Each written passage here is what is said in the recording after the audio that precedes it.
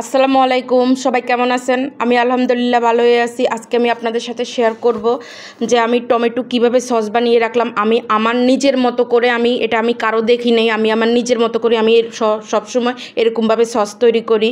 আমি চিকেন ফ্রাইতে দিই বা এমনি কিছু বিভিন্ন চপের সাথে খাই বা ওই যে পিৎজার মধ্যে দিই। আমি এই সসটা বানাই, পিৎজার মধ্যে দিলে একটু রসুনও দেই আর কি, তখন বানাইলে। এখন কিন্তু আমি রসুন দেই নাই। এটা আমি চিকেন ফ্রাই বা বিভিন্ন জিনিসে ব্যবহার করি, যেমন চিকেন চাপ বানাই মাঝে মাঝে, মানে যেটাই বানাই তখন আমি এই সসটা আর কি ব্যবহার করি আর কি। তখন এটাকে আমি চিনি দিছি, প্রথমে চিনি দেওয়ার পরে আমি লবণ দিব, লবণ দেওয়ার পরে আমি মরিচের গুঁড়া দিব, তারপর আমি এই কয়েক চামচ চিলি ফ্লেক্স দিয়ে দিব।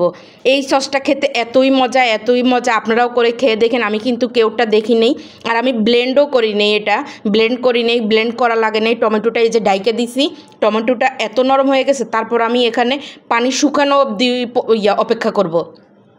পানি শুকানোর পরে তারপর আমি এটাকে ঘুটনি দিয়ে ঘুটবো। এর আগে আমি ঘুটিনি, কিন্তু এটা কিন্তু করতে অনেক সময় লাগছে। আমি ভিডিওটা কিন্তু টেনে টেনে ছোট করে ফেলছি।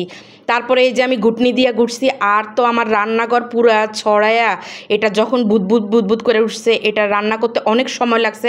কালকে রাত্রে এটা রান্না কইরা আমার শরীর অসুস্থ হয়ে গেছে, এত আমার শরীরে হাত পা কাঁপা শুরু করছে, এত মানে সময় লাগছে এটা রান্না করতে। এই যে দেখেন চুলার অবস্থা কী অবস্থা হয়ে গেছে চারটে সাইডে। পরে আমার পরিষ্কার করা লাগছে। এটাকে আমি নাড়তে তারপরে আমি এই যে ঘুটনি দিয়ে তারপরে আমি এটাকে আরও নাড়া একদম ঘন করে ফেলছি। ঘন করার পরে এখন কিন্তু আমার সসটা তৈরি হয়ে গেছে। এটা মনে করেন না যে এত অল্প সময় হয়েছে, এটা হইতে অনেক সময় লাগছে টমেটোর পানি শুকাইতে। তারপর আমি এটাকে একটা ডিশে ঢাইলা এটাকে ডিপ ফ্রিজে রেখে দিব। আমি এটা একদম শক্ত হওয়া পর্যন্ত এটাকে আমি ডিপ ফ্রিজে রেখে দিব। রেখে দেওয়ার পরে তারপর আমি এটাকে যখন শক্ত হওয়ার পরে আমি তারপর এটাকে ডিপ ফ্রিজ থেকে নামিয়ে নিয়ে তারপর আমি কেটে এটাকে আমি বক্সে ভরে রেখে দিব। এটা যদি নর্মালে রাখেন তাহলে 1 মাস থাকবে, 1 মাসের বেশি থাকবে না। আর আপনি যদি ডিপ ফ্রিজে রাখেন তাহলে এটা বছর জুড়ে, কেন 2 বছরও এটা নষ্ট হবে না, এটা স্বাদও কোনো কিচ্ছু হবে না। এই যে আমি ছুরি দিয়ে এভাবে কেটে তারপর আমি 2টা বক্সে এখানে আমি 3 কেজি নিয়েছি।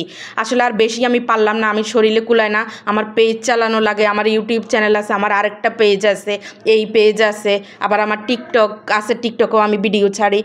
তো আমি এই সব মিলাই আর কি আমার কুলাইতে পারি না। আমি আবার আমার বাসায় রান্নাবান্না, বাসায় কাজ আছে। এই যে দেখতেছেন যে বক্সে ভরে রাখছি, এভাবে করে আমি বক্সে রাখবো। রেখে আমার যখন যেটা লাগবে আমি 1 টুকরা করে নিয়ে নিব, মানে যতটুকু পরিমাণে লাগবে আর কি।